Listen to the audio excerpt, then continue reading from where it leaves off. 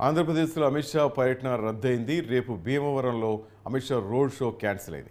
Amit Shah busy schedule కారణంగానే ఈ రద్దయినట్టు తెలుస్తోంది. మొత్తం మీద భీమవరంలో రేపు జరగాల్సిన Amit Shah road show cancel చేశారు.